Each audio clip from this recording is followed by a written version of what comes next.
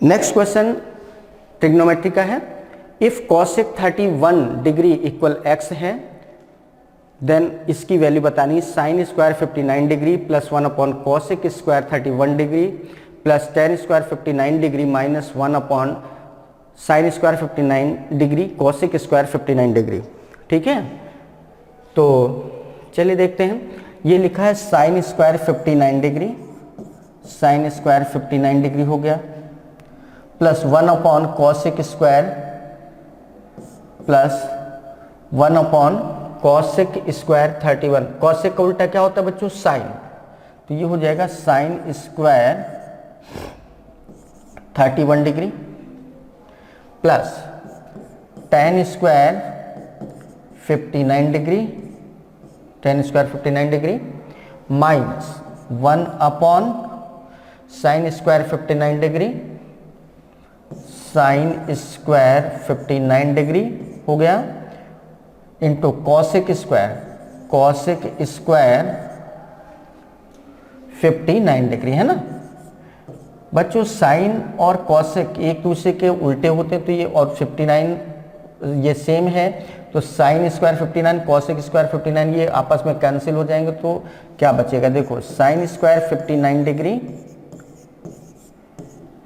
Plus sign square 31 degree, sign square 31 degree plus tan square 59 degree minus 1 upon ये 1 हो जाएगा।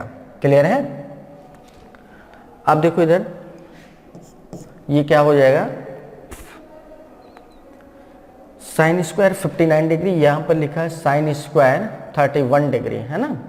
तो एक काम करते हैं, इसको हम लोग लिख सकते हैं sign square 59 degree plus sign square 31 को क्या लिख सकते हैं? 90 माइनस 59 लिख सकते हैं ना, 90 माइनस 59 लिख देंगे 31 डिग्री को, plus tan square 59 degree minus 1 हो गया।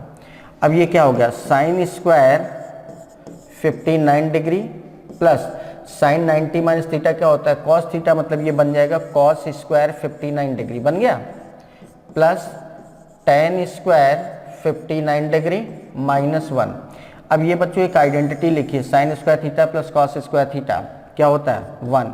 तो ये हो गया 1 plus tan square 59 degree minus 1, इससे ये कैंसिल, तो फाइनली क्या आ गया? टेन स्क्वायर 59 डिग्री, इतना आ गया। मीन्स जब हमने इसको सॉल्व किया तो टेन स्क्वायर 59 डिग्री आ गया। अब देखो आगे एक चीज दिया था, क्या दिया था? ये दिया था कॉसेक 31, कॉसेक 31 डिग्री इक्वल क्या था? x। और कॉसेक क्या होता है? कॉसेक होता है, देखो साइन होता है लंब बटे कर्ण, तो कॉसेक हो जाएगा कर्ण बटे लंब, क्योंकि साइन का उल्टा होता है कॉसेक। तो अगर हम एक ट्रायंगल बनाए राइट एंगल ट्रायंगल, तो कॉसेक इक्वल होता है, कॉसेक थीटा इक्वल होता है कर्ण बटे लंब। कर्ण मतलब hypotenuse upon perpendicular, h upon पे। हाइपोटेनस इसका क्या है? x को x अपॉन 1 भी तो लिख सकते हैं, हाइपोटेनस मतलब x है और परपेंडिकुलर क्या? 1। तो पाइथागोरस थ्योरम से ये क्या आ जाएगा? Under root x square minus 1। तो यहाँ से अगर हम इस एंगल को 31 ले लें तो टेन 31 की डिग्री क्या आ जाएगी? टेन 31 डिग्री की वैल्यू क्या आ जाएगी? लंब बटे आधार होता है 1 upon under root x square minus 1। भाई ये लंब है और ये क्या है? आधार है। तो ये टेन 31 डिग्री की वैल्यू क्या आ गई? 1 अपॉन ये। और टेन 31 को हम लोग बच्चों क्या लिख सकते हैं? टेन 31 डिग्री को लिख सकते हैं 90 माइनस 59 डिग्री लिख सकते हैं, बराबर हो गया 1 upon under root x square minus 1। तो ये हो जाएगा आपका टेन 90 माइनस थीटा क्या होता है? कॉट थीटा, मतलब कॉट 59 डिग्री की वैल्यू क्या आ जाएगी? 1 upon under root x square minus 1। और कॉट 59 डिग्री की वैल्यू है 1 upon under root x square minus 1। तो कॉट का उल्टा क्या होता है? टेन। तो टेन 59 डिग्री की वैल्यू क्या आ जाएगी? इसका उल्टा कर देंगे तो under root x square minus 1 आ जाएगा। और यही बताना था, टेन स्क्वायर 59 डिग्री की वैल्यू क्या आ रही है? Under root x square minus 1। और under root x square minus 1 कहाँ पर दिया है, under root x square minus 1, तो ये वैल्यू यहाँ पर दी, इसको थोड़ा सा रेक्टिफाई कर लो, एक्स स्क्वायर माइनस 1, इसमें अंडर रूट ऐसे लगा लेंगे। तो इस तरीके से इस क्वेश्चन का आंसर क्या आ जाएगा बच्चों, ऑप्शन नंबर बी, ठीक है ना। यहाँ पर मिसप्रिंट हो गया था तो इसको अंडर रूट हमने लगा दिया है। तो इस तरीके से बच्चों इस क्वेश्चन को सॉल्व किया गया। बहुत बढ़िया क्वेश्चन था ये, बहुत जबरदस्त क्वेश्चन था।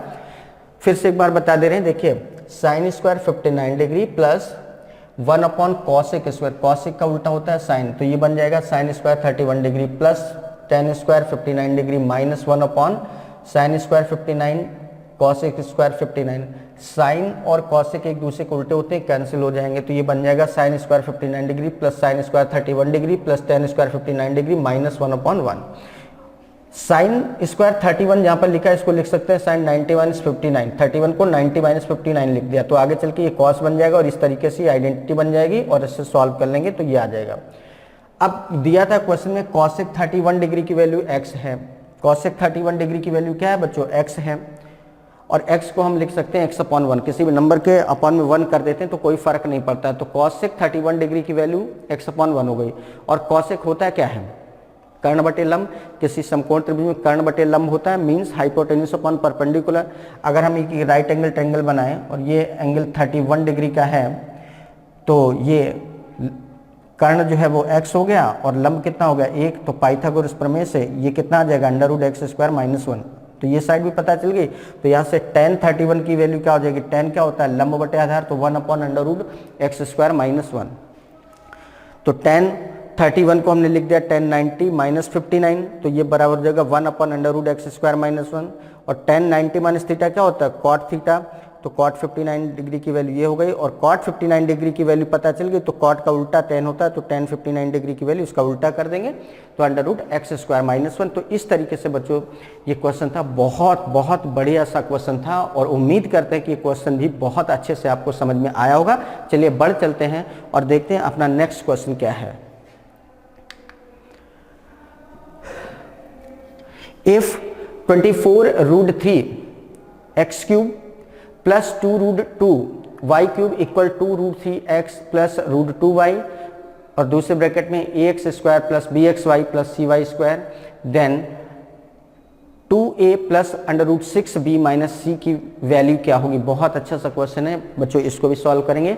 और इस तरीके का भी क्वेश्चन हमारे लिए बहुत इंपॉर्टेंट होता है। आपने पहला सेट जो सॉल्व किया, दूसरा सेट जो सॉल्व किया, तीसरे सेट में भी क्वेश्चन आ गया। इससे पता चलता है कि इस तरीके का क्वेश्चन हर साल हर पाली में मोस्टली रिपीट होता है। हर एग्ज़ाम में, किसी भी दिन का एग्ज़ाम हो, एसएससी सीएचएसएल की पर्टिकुलर हम बात कर रहे हैं, तो उसमें इस टाइप का क्वेश्चन मोस्टली रिपीटेड हो। तो मोस्टली का मतलब रिपीट होता ही होता है, बस नंबर्स या डिजिट्स चेंज होते हैं। तो इस क्वेश्चन पर भी हमें बहुत बहुत फोकस करके समझना है। देखिए 24 रूट 3 को हम लोग क्या लिख सकते हैं, जैसे ऐसे समझ लो 24 रूट 3 एक्स क्यूब लिखा है, ऐसे लिखा है ना, प्लस 2 रूट 2 वाई क्यूब, है ना। पहले इतने को देखें तो इसको हम लोग लिख सकते हैं 24 को 8 इंटू 3, है ना, 8 इंटू 3 रूट 3 एक्स क्यूब ऐसे लिख सकते हैं ना, प्लस 2 रूट 2 वाई का क्यूब। अब बच्चों ये 8 2 का क्यूब होता है, ये पूरा रूट 3 का क्यूब होता है, मतलब फाइनली इसको लिख पाएंगे 2 रूट 3 एक्स का क्यूब। हो गया, क्लियर है, मतलब 24 रूट 3 एक्स का क्यूब, इसको फाइनली हम क्या लिख पाए 2 रूट 3 एक्स का क्यूब प्लस, और ये क्या है रूट 2 वाई का क्यूब है पूरे का, है कि नहीं है। और ये इक्वल दिया है बच्चों किसके, 2 root 3 x plus root 2 y, और दूसरे ब्रैकेट में क्या है a x square plus b x y plus c y square, ये तो है।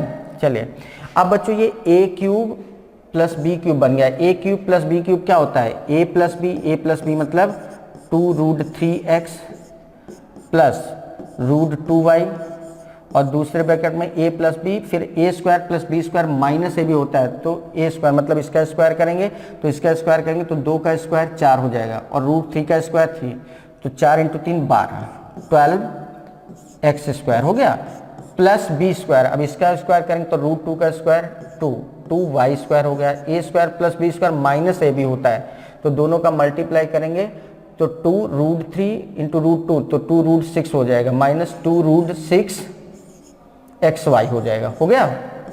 इक्वल क्या हो जाएगा बच्चों 2 root 3x plus root 2y और दूसरे ब्रैकेट में क्या था ax square plus bxy plus cy square, ये तो है।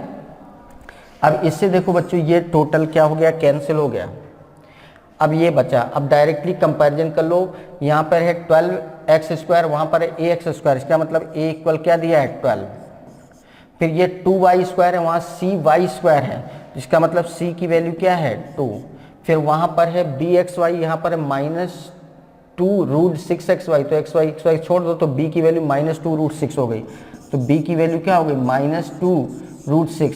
और इस तरीके से बच्चों देखो तीनों वैल्यू आ गई a b c, तो जो पूछ रहा है देन क्या पूछ रहा था 2a plus root 6b minus c, इसकी वैल्यू क्या हो जाएगी, a की वैल्यू क्या आ रही बच्चों 12, तो 2 इंटू क्या हो गया 12 प्लस रूट 6 इंटू बी की वैल्यू क्या है माइनस का 2 रूट 6 माइनस सी की वैल्यू क्या है 2, कितना हो गया 12 into 2 24 plus root 6 minus 2 12 minus का क्या हो जाएगा 12 माइनस का 2, तो 24 माइनस 12 24 में 12 माइनस करेंगे 12 माइनस 2 फाइनली क्या आ जाएगा 10। इस तरीके से इसका आंसर क्या आएगा 10, और 10 देखो किस ऑप्शन में है, ऑप्शन नंबर ए में, तो इस तरीके से इस क्वेश्चन का आंसर क्या आ जाएगा बच्चों 10। तो देखा आपने कितना बढ़िया सा क्वेश्चन था, बहुत अच्छा सा क्वेश्चन था, और ये क्वेश्चन भी बहुत अच्छे से आप लोग समझ पाए होंगे। चलिए आगे बढ़ते हैं, देखते हैं अपना नेक्स्ट क्वेश्चन क्या है।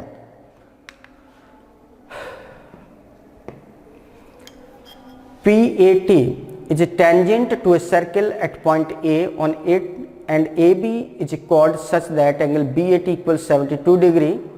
If C is a point on the circle such that angle CBA equals 58 degree, then what is the measurement of angle CAB? PAT किसी वृत्त के बिंदु A पर एक स्पर्श रेखा है और AB इस तरह एक जीवा है कि एंगल BAT इक्वल 72 डिग्री है। अगर वृत्त पर एक बिंदु C इस तरह है कि कोण CBA इक्वल 58 डिग्री, तो कोण CAB की माप क्या होगी। PAT किसी वृत्त के बिंदु A पर एक स्पर्श रेखा है। देखिए एक ये वृत्त बना लेंगे, ये है ना, PAT किसी वृत्त के बिंदु A पर एक स्पर्श रेखा है, एक स्पर्श रेखा है, ऐसे एक स्पर्श रेखा बना लिए, ये यहाँ पर स्पर्श कर रही है, ये पॉइंट है A, है ना, और AB इस तरह एक जीवा है कि BAT, ये PAT क्या थी स्पर्श रेखा, ये PA और ये T है।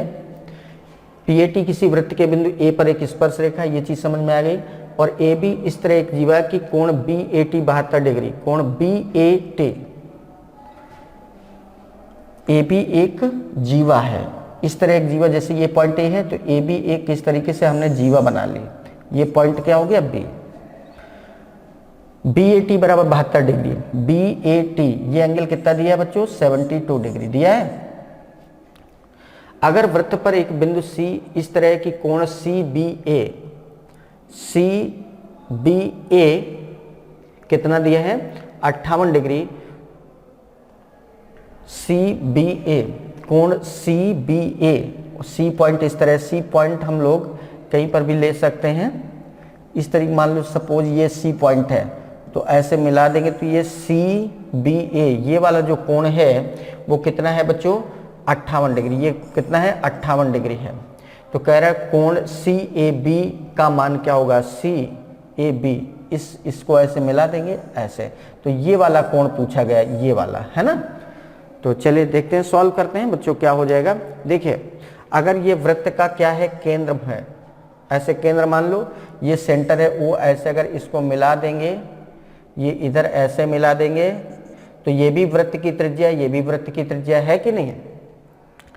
एक थ्योरम होती है कि किसी भी वृत्त पर कोई भी स्पर्श रेखा हमेशा 90 डिग्री पर होती है, त्रिज्या के 90 डिग्री, मतलब ये एंगल यहाँ से यहाँ तक क्या होगा 90। अगर ये पूरा यहाँ से यहाँ तक 90 और इसमें से 72 अगर हटा दें तो इतना कोण ये कितना बचेगा, 90 में से 72 हटा देंगे तो 18 डिग्री, ये कितना आ गया 18। और अगर ये वृत्त की त्रिज्या है, इस त्रिज्या के सामने का कोण 18 है, तो ये भी तो वृत्त की त्रिज्या, तो ये कोण भी आपका कितना हो जाएगा बच्चों 18 डिग्री। अब इस त्रिभुज में ये कोण 18, ये कोण 18 और त्रिभुज के तीनों कोणों का योग कितना होता है 180। तो 180 में अगर हम 18 18 36 हटा दें तो कितना बचेगा, 180 में 36 हटाओगे तो कितना आ जाएगा 144 आ जाएगा, आ जाएगा। मतलब ये वाला जो कोण है वो कितना आ गया 144 डिग्री आया। और अगर ये वाला कोण 144 डिग्री है ना, ये वाला कोण कितना आ गया 144 डिग्री है, तो ये वाला कोण कितना होगा ये बताना है आपको। देखो एक थ्योरम होती है, वृत्त के केंद्र पर जो कोण बनता है परिधि पर बनने वाले कोण का 2 गुना होता है। तो अगर केंद्र पर इन पॉइंट पर एंगल बन रहा है 144, तो इसका आधा होगा यहाँ पर, तो 144 का आधा ये एंगल कितना हो गया 72 डिग्री, है ना। क्यों, क्योंकि वृत्त के केंद्र पर जो कोण बनता है मतलब ये वाला कोण, इन दोनों पॉइंट से यही वाला कोण तो बन रहा है। अगर ये 144 डिग्री है तो इन्हीं 2 पॉइंट से ये वाला एंगल बन रहा है परिधि पर, तो ये इसका आधा होगा, तो कितना हो जाएगा 72। 144 का आधा 72, ये एंगल 72 आ गया। और हमसे पूछा गया कि CAB ये पूछा गया है, ये वाला कोण। अब देखो त्रिभुज में तीनों कोणों का योग 180 अंश होता है, 180 अंश होता है, उसमें से ये कोण 72 है, ये कोण 58 है, तो 72 हटा दो और 58 हटा दो, ठीक है। तो ये वाला कोण आ जाएगा कि नहीं, तो 180 में हटा देंगे कितना 72 और 58, 130 हट गया, कितना हटा दो 130, तो ये हो गया 180 माइनस 130, तो कितना आ जाएगा 50 डिग्री, है ना। और 50 डिग्री किस ऑप्शन में दिया, ऑप्शन नंबर 1 में। तो इस क्वेश्चन का आंसर बच्चों क्या आ जाएगा, ऑप्शन नंबर ए। क्लियर है, बहुत बढ़िया क्वेश्चन था ये ज्योमेट्री का, बहुत बेहतरीन क्वेश्चन था। बट इस क्वेश्चन में 2 पॉइंट आपको 2 थ्योरम्स याद रखनी पड़ेंगी। पहली थ्योरम क्या, कि किसी भी वृत्त की कोई भी स्पर्श रेखा इसकी त्रिज्या के क्या होती है लंबवत, मतलब जैसे ये स्पर्श रेखा है, ये त्रिज्या है, तो ये वाला जो कोण बनेगा ये पूरा कोण क्या होगा 90 डिग्री, और ये पूरा 90 है और इसमें ये 72 दिया था, तो 90 में से ये 72 अगर हटा दो तो ये वाला कोण कितना होगा 18। और अगर ये 18 तो ये भी 18 होगा, क्यों, क्योंकि अगर ये वृत्त की त्रिज्या है तो ये भी वृत्त की त्रिज्या है। फिर त्रिभुज के तीनों कोणों का योग 180 होता है, उसमें से 18 18 36 हटा दोगे, तो 180 में 36 जब हटा दोगे तो ये वाला कोण आ जाएगा, तो 136 में 180 में 36 घटाया तो 144, मतलब ये कोण आ गया 144 डिग्री।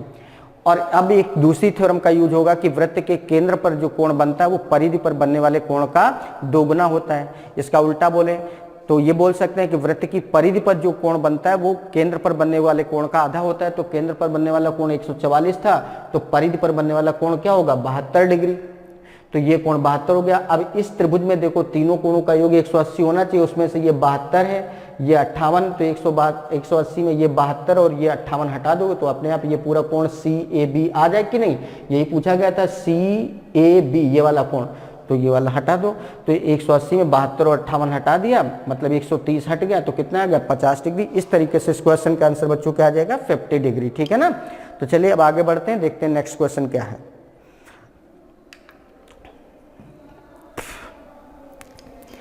मेंसुरेशन का क्वेश्चन है, the curved surface area and the volume of a cylindrical pole are 132 metre square and 528 metre cube respectively, what is the height of the पोल।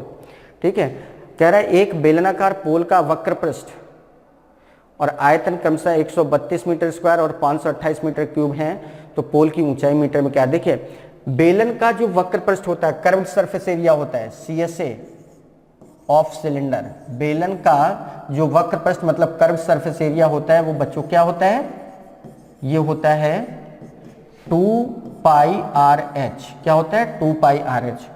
और बेलन का आयतन क्या होता है, volume of cylinder, volume of cylinder क्या होता है πr²h, ये होता है। तो एक काम करो आपस में एक दूसरे को डिवाइड कर दो, तो ये हो जाएगा 2πRh अपॉन πr²h इक्वल वक्र पृष्ठ कितना दिया है 132 और ये कितना दिया 528 दिया है ना। अब देखो पाई से पाई कैंसिल, h से h कैंसिल, r से ये r कैंसिल और 2 से इसको डिवाइड कर दो तो 2 छंग 12, 2 छंग 12 ये आ गया है ना। तो r की वैल्यू क्या आ जाएगी 66 इंटू r इक्वल क्या हो जाएगा भाई, इधर क्रॉस मल्टीप्लाई हो जाएगा तो इधर r बचा है तो 66 इंटू r इक्वल 528। तो r की वैल्यू 528 को 66 से डिवाइड कर दो है ना। तो 6 48 और 6 48 एग्जैक्टली 8 बार चला जाएगा। तो r की वैल्यू क्या आ गई 8। और अगर r की वैल्यू 8 है तो पोल की ऊंचाई क्या है, तो 2 पाई आर एच बच्चों कितना दिया है 2 पाई आर एच बराबर 132 था ना। वक्र पृष्ठ कितना था 132 था और वक्र पृष्ठ क्या होता है 2 पाई आर एच, 2 पाई आर एच की वैल्यू 132 है। अब यहाँ वैल्यू रखो 2 इंटू 22/7। रेडियस हमें पता चल चुकी कितनी आ रही 8 इंटू एच इक्वल क्या हो गया 132। अब सॉल्व कर लो, 22 से डिवाइड करेंगे 22 छक्का 132 होता है ना। अब 2 से और डिवाइड कर लो तो बच्चों कितना होगा 2 तिहाई 6। तो h की वैल्यू क्या आ जाएगी, h की वैल्यू आ जाएगी ये 7 इधर मल्टीप्लाई में हो जाएगा तो 3 इंटू 7 और ये 8 डिवाइड में आ जाएगा तो कितना है 3 सत्ते 21/8 आ जाएगा। h की वैल्यू क्या आ जाएगी 21/8। तो 8 दूनी 16, 5 बचेगा 5/8 इतने मीटर है ना। तो 2 सही 5/8, 2 सही 5/8 देखो ऑप्शन नंबर डी में दिया है। तो इस तरीके से बच्चों इसका आंसर क्या आ जाएगा ऑप्शन नंबर डी। तो देखा आपने किस तरीके से क्वेश्चन सॉल्व, बहुत बढ़िया सा क्वेश्चन था और क्या किया गया सब कुछ आपके सामने है, एक एक चीज एक एक पॉइंट बच्चों हमने क्लियर करके बता दिए हैं।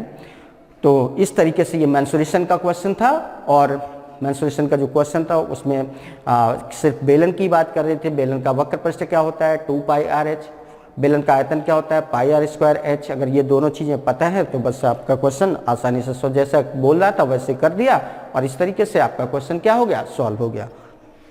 अब बात कर लेते हैं नेक्स्ट क्वेश्चन की। द सिंप्लीफाइड वैल्यू ऑफ, इसका सरलीकृत मान क्या है चलिए देखते हैं।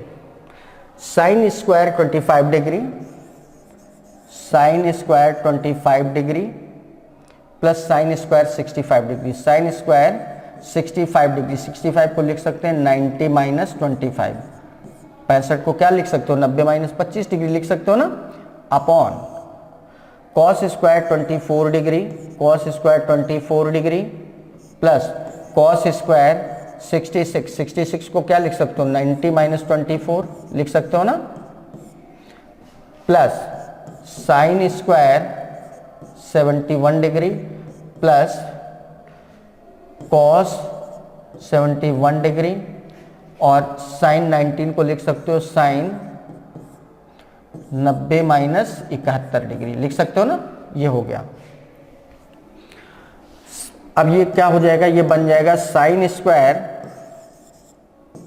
25 degree plus sign 90 minus theta क्या होता है कॉस थीटा, तो cos square 25 degree upon cos square 24 degree plus cos 90 minus theta क्या होता है साइन थीटा, तो साइन स्क्वायर 24 डिग्री हो गया ना बच्चों, plus sine square 71 degree plus cos 71 degree, cos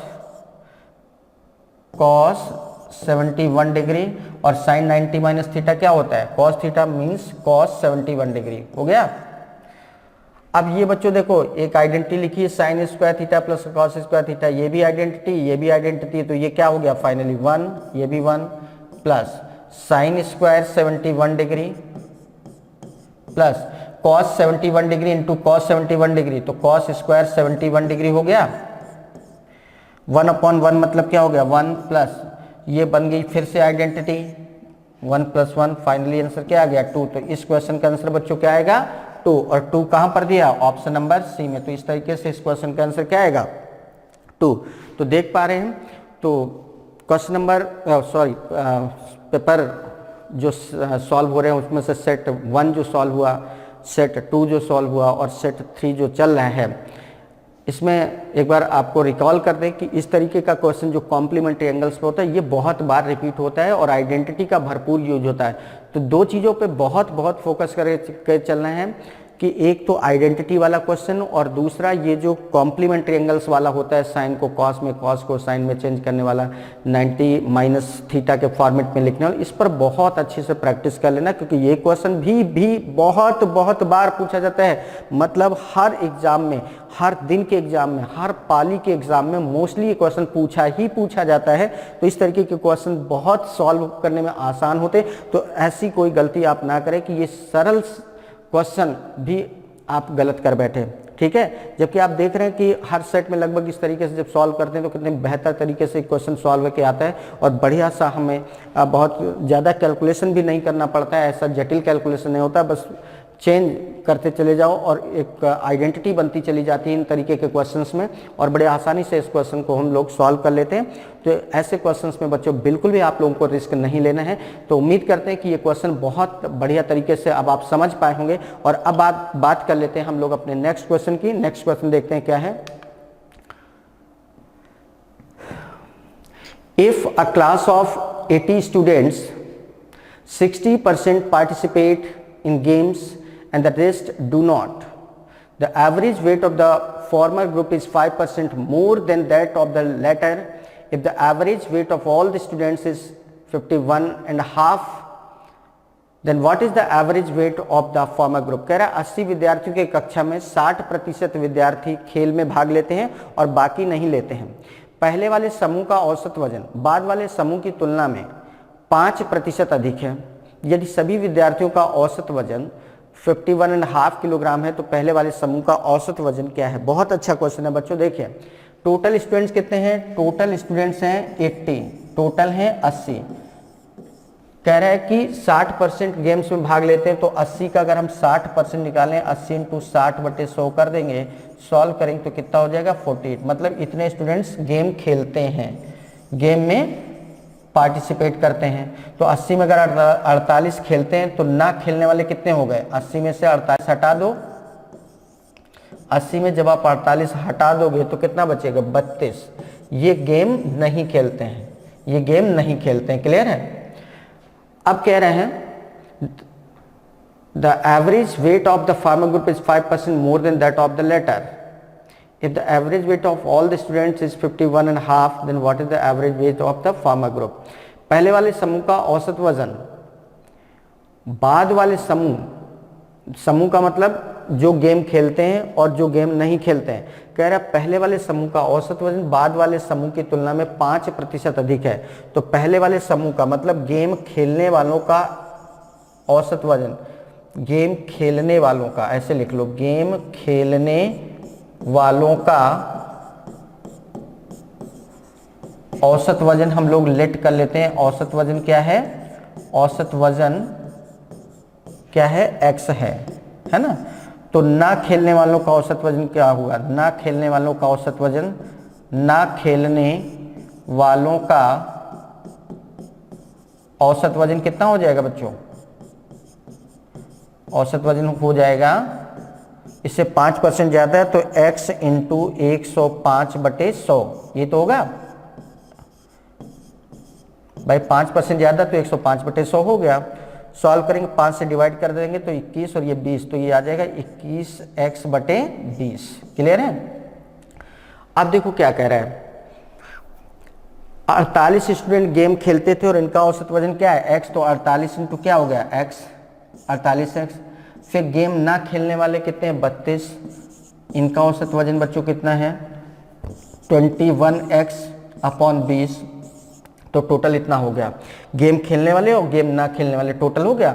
और इधर अगर हम टोटल करें तो 80 स्टूडेंट थे और इनका एवरेज वेट कितना है 51.5, ये बराबर हो गया 80 × 51.5 के। बस इसको सॉल्व करेंगे तो 4 8 32 होता है, 4 पंचे क्या हो जाता है 20, है ना। 5 से और डिवाइड कर देंगे तो कितना हो जाएगा 1.6। अब ये हो जाएगा आपका बच्चों 48x प्लस 21 × 1.6 करेंगे तो ये हो जाएगा 21 का 126, मतलब 6 12 21 एकम 21 और 12 33, है ना। तो 33.6x ये हो गया आपका, बराबर कितना हो जाएगा 80 इंटू 8 पंचे 40 मतलब 0, 4, 8 एकम 8 4 12 मतलब 2, 8 पंचे 40 1 41 और एक अंक पे दशमलव लगा देंगे तो ये आ जाएगा 80 इंटू नहीं सॉरी 4120 आ जाएगा और डेसिमल आगे एडजस्ट कर लिया जीरो के रेफरेंस में, है ना। तो इतना आ गया, कितना हो गया जरा ऐड करो, कितना हो गया 8 3 11 1 5 3 8 81.6x बराबर 4120।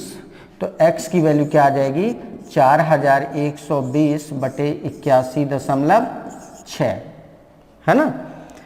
तो इसको जरा सॉल्व करेंगे तो x की वैल्यू क्या आ जाएगी बच्चों, x की वैल्यू आ जाएगी ये हो जाएगा, इधर सॉल्व कर लेते हैं।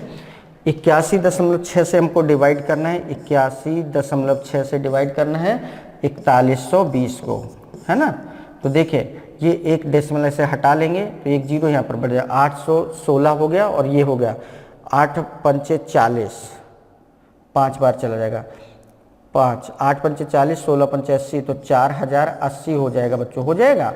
तो कितना बचेगा 0, 12 में 8 गया 4, अब ये 0, है ना।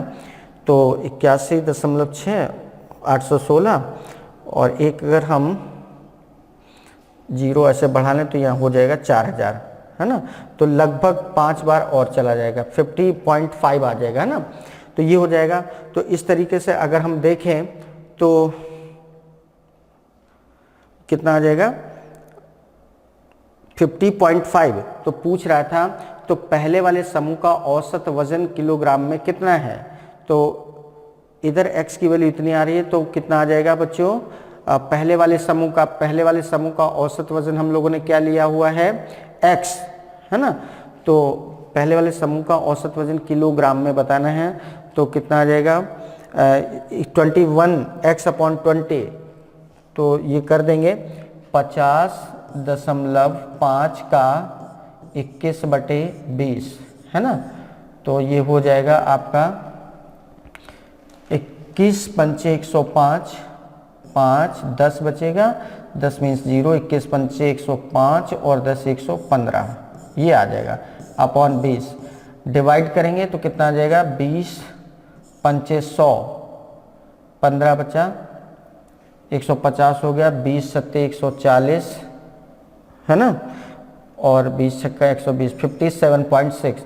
इस तरीके से सॉल्व किया तो 57.6 आ रहा है और 57.6 बच्चों कहाँ पर आ रहा है, इस तरीके से आ रहा है कि नहीं आ रहा है।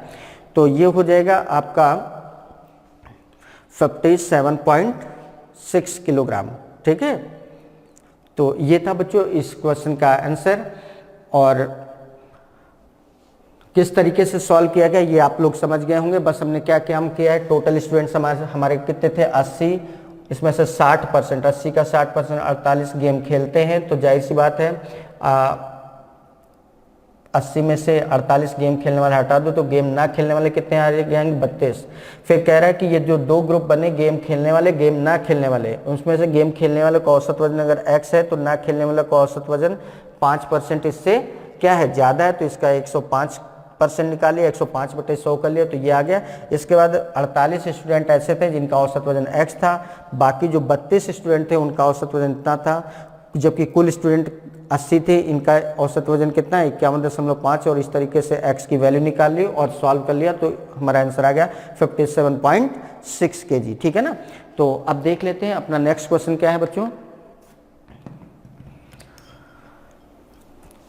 इन ए constituency 40% of the voters are senior citizens, 40% of the senior citizens voters are illiterates, and 25% of the non-senior citizens voters are literate. By what percentage is the number of literate senior citizens voters less than that of literate non-senior citizens voters?